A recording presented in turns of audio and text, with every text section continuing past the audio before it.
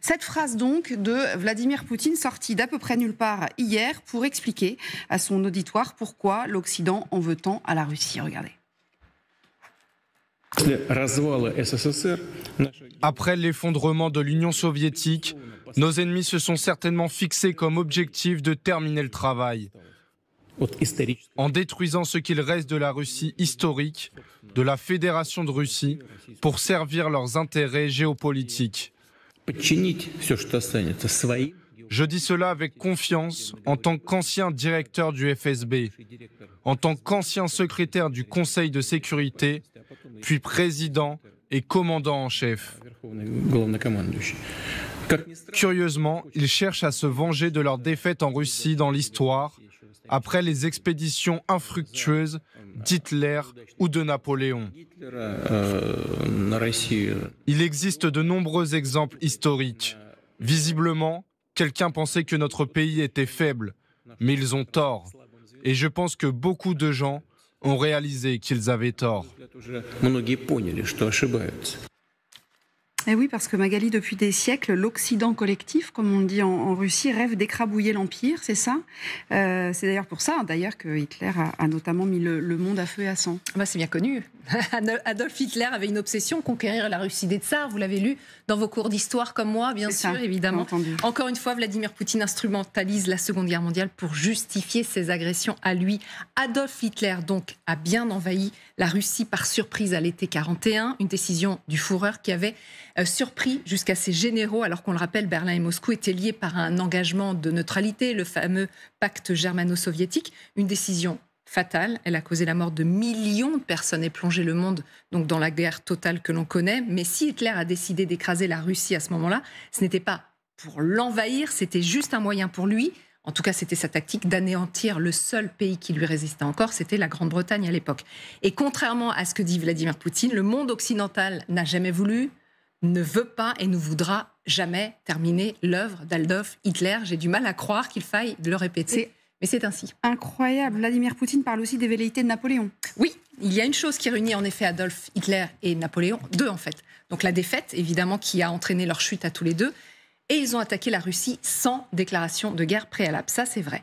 Napoléon, c'était en 1812. L'empereur, effectivement, voulait asseoir un peu plus sa domination sur le continent européen. Il avait, on le rappelle, une grande armée à sa disposition avec les meilleurs généraux également à ses côtés. Mais il l'avait commis comme erreur sur erreur. Il n'avait pas compris la tactique russe. Il avait entraîné ses troupes dans une bataille extrêmement épuisante avec un climat qui leur était défavorable. Et la fin, on la connaît, c'est la Bérézina. Les Russes ont un rapport intime à Napoléon. Il est extrêmement populaire là-bas. En témoigne encore cette exposition qui s'est ouverte à Moscou ce week-end. Parce que cette campagne, ils l'appellent, eux, la Grande Guerre patriotique. Et on estime que c'est à ce moment-là qu'est né le nationalisme russe. Donc Napoléon est extrêmement important pour les Russes. Mais là encore, la ficelle de Vladimir Poutine est très grosse. Il assure qu'on cherche aujourd'hui à venger la défaite de Napoléon. C'est ce qu'il a déclaré donc hier. Alors, on va le rappeler là encore, la France n'a aucune vue sur la Russie, n'a pas l'intention de l'envahir. Et la campagne de Napoléon, faut-il le rappeler, c'était il y a plus de 2 siècles. Merci Magali. Alors, on peut évidemment se poser la question, réussir à mettre Hitler, Napoléon et l'Occident collectif dans la même phrase. Les Russes ne sont pas des abrutis, ils savent à peu près ce qu'il s'est passé dans le monde. On se pose la question, comment peuvent-ils donner du crédit à cela? J'ai regardé un peu, j'ai trouvé ce que disait un homme qui s'appelle Sergueï Medvedev, qui est historien russe, qui est à Prague, il ne vit plus en Russie. Et il dit, c'est difficile de parler d'une société russe, c'est une population assujettie à l'État. Ça veut dire qu'en fait, cette population, peut-être Valérie, a bien compris que c'était faux, mais qu'il était de bon ton de ne pas montrer qu'on savait que c'était faux. Oui, ce qui me frappe dans l'extrait de Vladimir Poutine que vous venez de diffuser, c'est qu'il rappelle ses états de service. C'est assez étonnant. Je suis d'accord, ça m'a étonné aussi. Ancien dirigeant du FSB, ancien responsable du Conseil national de sécurité, actuel président et commandant en chef, comme si ceux à qui il s'adressait, ceux qui pensent que notre pays, dit-il, est faible, c'était pas les Occidentaux. J'ai l'impression que c'est un message à visée interne. Intérieure sur tous ceux qui pensent que l'aventure ukrainienne est mauvaise pour la Russie. Il leur rappelle qu'en fonction de ses états de service, cette guerre est juste et que, comme ses illustres prédécesseurs, il fera mordre la poussière aux nazis. On connaît la rhétorique concernant les Italiens. Et aux héritiers de Napoléon, donc les Occidentaux.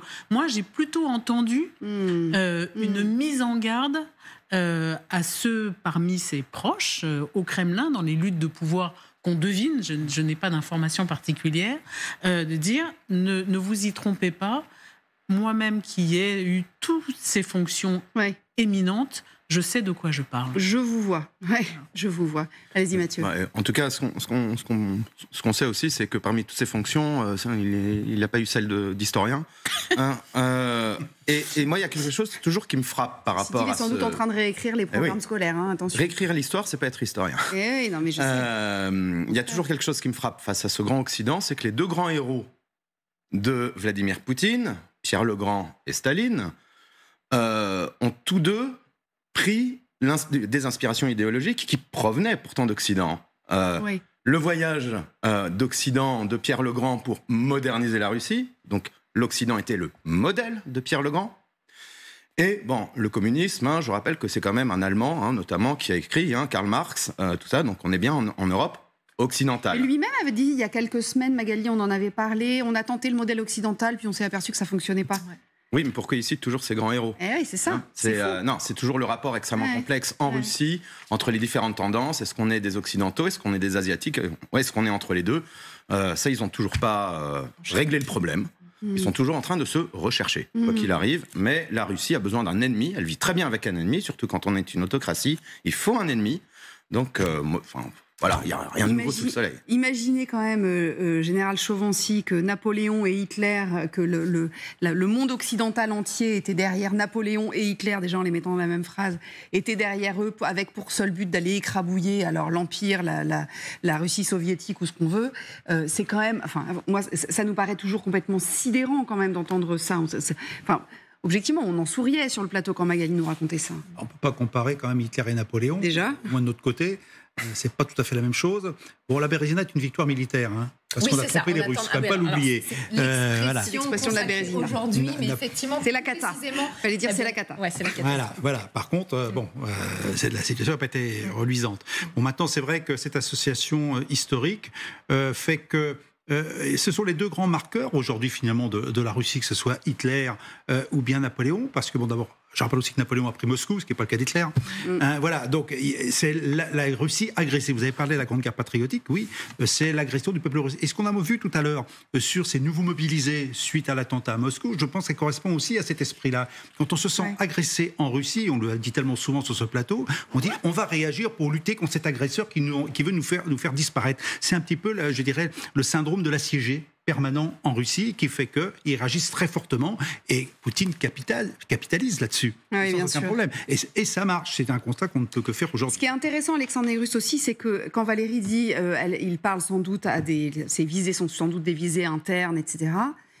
Il le met aussi sans doute dans la tête, et je reviens à mes programmes scolaires, parce que je faisais une boutade tout à l'heure, mais c'est Galia Ackerman hier qui nous disait le danger, c'est qu'à force de le répéter, ça finisse par entrer, alors on y croit plus ou moins, etc. Sauf que les générations qui suivent, elles, c'est inscrit dans leurs apprentissages, dans leur rapport à l'histoire de leur pays, etc. En tout cas, on a réussi à se procurer quelques traductions de certains manuels scolaires très contemporains et ça fait froid dans le dos. C'est-à-dire qu'il y a la réécriture de l'histoire de Vladimir Poutine, elle est retranscrite aujourd'hui dans les manuels scolaires. Et je crois que c'est sur votre plateau que j'avais eu l'occasion de rappeler aussi que dans certaines écoles, les autorités russes font intervenir des militaires de Wagner. Donc ça va jusque-là. C'est-à-dire aller témoigner devant de jeunes écoliers des vertus de la guerre et de tout ce qu'entretient cette milice privée soutenue par Moscou.